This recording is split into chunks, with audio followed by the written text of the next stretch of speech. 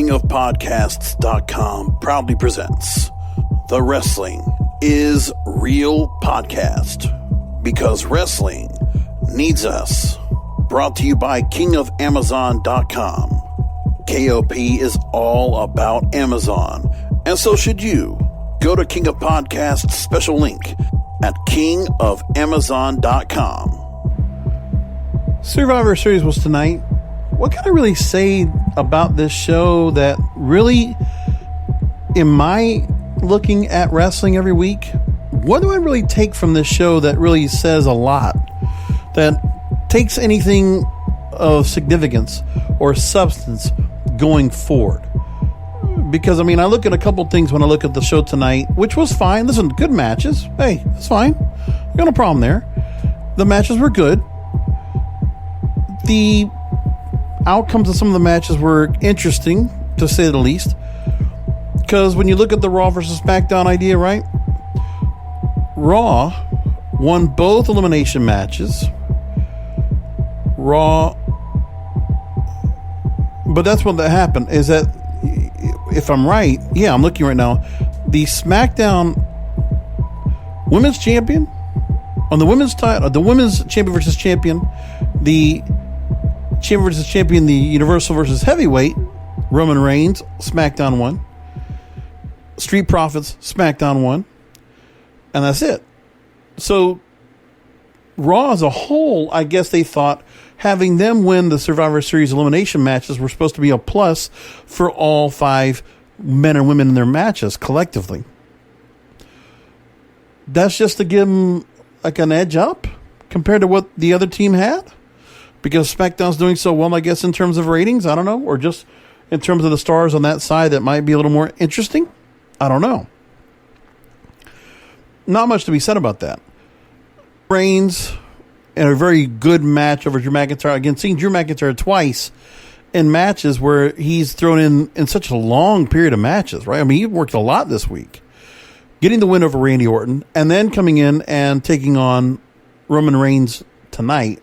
That's a lot. So Roman Reigns looked strong, gave a long finish. And the thing is, you can also tell the story that where Drew McIntyre had a long, grueling match with Randy Orton earlier in the week, for him to come into this match against Roman Reigns and come up short, that's a good story to say. That makes Drew McIntyre look strong.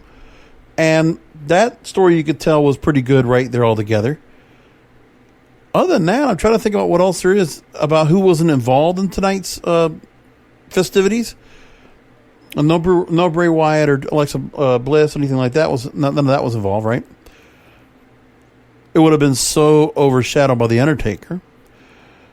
But the Undertaker thing they did tonight, I mean, this, I guarantee you, my podcast brethren are absolutely going to be all over the fact that this should have been done. They should have waited for a live crowd to be a part of this, or done it at a WrestleMania or something like that. You know, I don't think you could ever put together a real finish for The Undertaker that's going to be satisfying to everybody, because so many people take The Undertaker as such a high regard, and I understand why. Listen, as far as I'm concerned, The Undertaker is the best gimmick in the history of professional wrestling. The best gimmick. That's not taking away his ability in the ring. Agile, strong, and intimidating for a guy his size and his stature, and very flexible, mobile for most of that career. And evolved effectively all throughout his career. Again, my only times were just saying that he needed to keep wrestling towards the end because he was starting to slow down. But I'm telling you, the way they used him this past year in the Boneyard match was a great send-off for a Taker. Great send-off. Absolutely effective. So I gotta tell you, that was the one thing they did absolutely right. To finish off his career actively, what a hell of a way to do it. With a victory in a match that people are going to be talking about forever. Because that will still be the most talked about match this year. And when we do our year in review, we will go back and talk about that match. Probably not long, but we'll reference it, of course. But for me, The Undertaker encompasses the very best that WWE can do in character development, and storylines and all of it. It's the best thing next to Hulk Hogan that Vince McMahon ever put together. Because they always protected the booking of The Undertaker for the most part. They really did. He was never booked badly, I don't think. And I don't think that Mark Calloway would have allowed it. You're talking about a guy that was dedicated to his character, to his gimmick. And it's the right time to go ahead and take the Survivor Series and culminate the 30th anniversary with this. Of course, you can do it with a live crowd. You don't know when you're going to be able to do it. But to take the notable moment of the 30th anniversary to bring it here totally makes sense.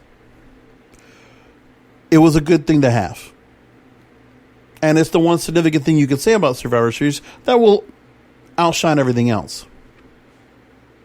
And so Undertaker probably didn't want anything overly pomp and circumstance. I mean, listen, you got one more entrance like you want. You got him to do all the stuff. The hologram of Paul Bearer positioned like he would have back in the day in the early part of Undertaker's career. Bowing and kneeling towards the urn. I think that was a very nice touch. And the Thunderdome, for what it's worth, it looked good. The optics look really good of how they really could put that together. That was like the real use of the Thunderdome tonight that worked out. Yeah, the crowd would have really made something more out of it. And again, they didn't stretch it out because the crowd would have stretched it out 10 more minutes at the least. And Undertaker probably would have been emotional by that point. Because, I mean, I don't know how you cannot, if the crowd is like overwhelmingly loves the fact that they love this character for so long. And people were probably emotional tonight that the Undertaker is finally putting up the boots. But that's okay. I think it was a fitting tribute. I think, given the situation, yeah, I agree. If Survivor Series could have been done pre-pandemic and we could have done this with a big crowd, Survivor Series would have been put in a big arena. I forget where it was going to be held at originally, but if they would have done that, it probably would have been a great thing. But again, couldn't have been done. And that's fine. Again, with everything that's going on, I didn't think it was a bad way to go with setting up this setup. I thought it was totally fine. Now, as for the matches, getting back into it, and again, we can talk about Undertaker all we want, and really just the significance of the character, what he's done, what he's contributed to the wrestling business. Everyone has respect for the Undertaker in the wrestling business. I would imagine one of the most recognizable characters ever in wrestling. So I don't take anything away from all the wonderful things that the Undertaker character has brought to this business. And that is the bar. That is the benchmark of which is the best that WWF or WWE could ever do with wrestling characters. That's their benchmark. They have to be able to try to reach that level. And they don't have anything that's like that right now. There's not one character right now that's like that. Again, the current character we have right now that might be even put into that can barely even be brought into the same thought or into the same conversation as Bray Wyatt. And he's not. But now with the Undertaker going away, this should leave room for Bray Wyatt to become that larger-than-life character and build even more on this evil, brooding, sinister character. And do more with Bray Wyatt. Because if Undertaker's not there anymore, Bray Wyatt needs to be the one that steps that up. He's not going to be the replacement, but he needs to fill the gap that is left by the Undertaker. Does that make sense? That's where I think things need to go. Now into the matches real quick. I'm not going to take too much time again because there are no storylines imperative to what happened tonight. None. Because these people are not going to be taking on each other anytime soon. Again, it was just to see what they would do by putting these matches together. Were they great matches? Yes. Absolutely. No question. 18-man dual brand battle royal, and The Miz wins in a sneak win. I think he's done this before over Dominik Mysterio. And Dominik Mysterio being one of the last people in the match is significant. The Raw versus SmackDown 5-on-5 Survivor Series elimination match, seeing Seth Rollins let himself go like a martyr to be taken down. I didn't get the martyrdom right now. I want to see what they're doing with that. That's a storyline that we can actually look at going forward and see what this Seth Rollins character is trying to do. That I would want to find out what they're trying to do there. I mean, there was nothing in between within the wrestlers that really made much for storyline. I mean, there was a little bit of where the Jey Uso character, they did put in storyline the fact that he was left as the last person 5-on-1, only to get taken down by the Raw team after the rest of his team got taken down. And again, they never put any captains to any of these teams either, which is whatever here and there. Bobby Lashley over Sami Zayn, short match, not significant to me at all. Street Profits over New Day was a decent match. But then again, 3 weeks ago I saw FTR and Young Bucks just hammer it out. And these are the two top tag team champions we have right now on Raw and SmackDown. I'm like, the tag team division is okay, but there's a lot more needs to be said. But then again, there was not much of a storyline between these two anyway. Again, it is two generations of two of the same type of tag team gimmicks, if you will. A little bit different. Sasha Banks being Asuka, I think was the right move. Sasha Banks is just a star right now. And I think that's one thing you got to look at is that Sasha Banks, Roman Reigns getting their victories tonight, they are the faces of the company. I saw it on somebody else on Twitter wrote that, and I totally agree. They are the faces of the company right now. Absolutely, no doubt about it. Then you have the ongoing story with Lana being the lone survivor and being the survivor in the 5-on-5 Women's Survivor Series elimination match. Okay. But again, there's not much to say about the matches. And as for Roman Reigns and Drew McIntyre, that was a hell of a match. Put a lot of each other out there. Very well done. Again, Roman Reigns booked very strong. These guys had a really great match of the night. And it stood out. And it was a match I think people actually cared about compared to everything else that we had going on. So that's where we are. And by the way, Keith Lee got the pin over Jey Uso at the end. So, I mean, there's not much to be said about what comes out of Survivor Series. And right now we're in the dead portion of the year where, I mean, I don't know what they're going to be doing now between now and, the start of the Royal Rumble season. The start of the WrestleMania season once again. Some news I just read right now that given the pandemic, so there will be no more, there will be only a couple more episodes of the Thunderdome being held for SmackDown at the Amway Center in Orlando, Florida. They're going to be moving it now to Tropicana Field in St. Petersburg, or the Tampa area, home of the Tampa Bay Devil Rays, or the Tampa Bay Rays of Major League Baseball. They're going to move the Thunderdome to there because Major League Baseball is done for the year, but the NBA season is about to start up. So that's what's going on there. Orlando Magic is now going to start playing from their venue, so there we go. But now the question is, will there be a thing where they're going to be moving? I'm wondering what they're going to be doing next when it comes to having fans in the crowd. Will there be a point where they could have fans going on pretty soon? That's the only story I do not know yet. But as we're reading right now,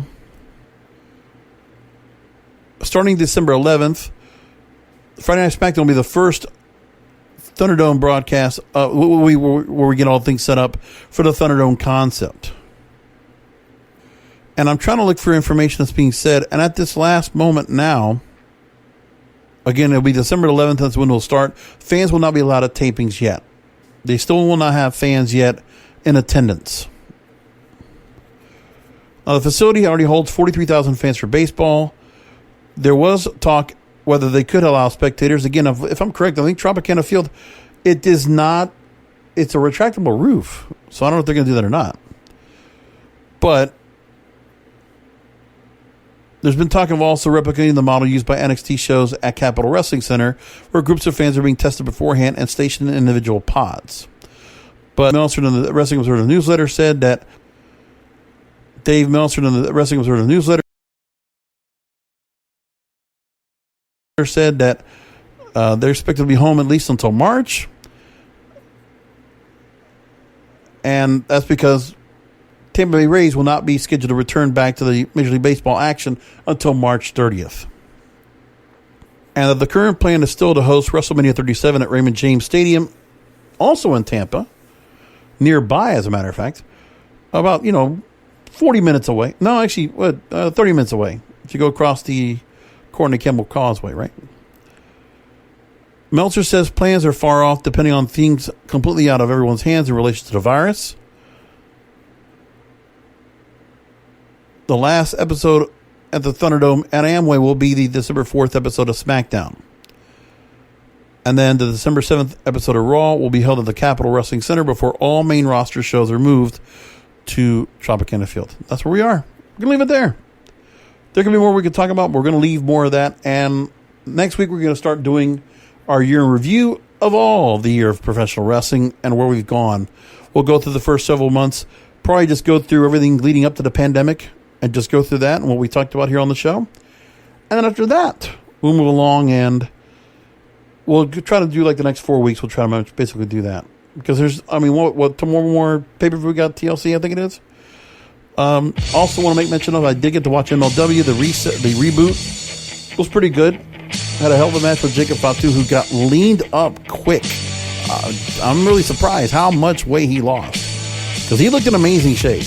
And I'll tell you, one thing I got to tell you, when it comes to MLW and looking at him as a champion right now, MLW, taking on Davey Boy Smith Jr., Jacob Fatu, man, you want to talk about a guy that can be brought into the Roman Reigns, Jey Uso, the Samoan family thing. Jacob Fatu would be a great fit right now in that Roman Reigns Usos faction. What a hell of a cap! What a hell of an agent, free agent you can get if that guy can be picked up. Because Jacob Fatu, he's in hell of a shape, man. That guy is agile. He is good. He's not bad on the mic. He's a very good champion. Unstoppable as well, the way they position him in MLW. I'm just wondering, is he going to be still there or not? But we'll find out. I'd keep an eye on it. Tell you what. Anyway, we're going to leave it there. I know, very short show tonight, but that's all I got. Come back for another Wrestling Observer podcast. We'll go ahead and do the Fallout of Survivor Series and what else we're going to be doing with it. Thank you for listening to the Wrestling is Real podcast, brought to you by KingofAmazon.com. Follow the King of Podcasts on Twitter, Instagram, TikTok, and on Facebook at Wrestling is Real. Subscribe to the Wrestling is Real podcast through all major podcast platforms, including Apple Podcasts, Google Podcasts, Stitcher, Spotify, Spreaker, and iHeartRadio. You can also look for episodes on his YouTube channel, youtube.com/JBRASCO951. You can find all this information and more by going to the website, WrestlingIsReal.com.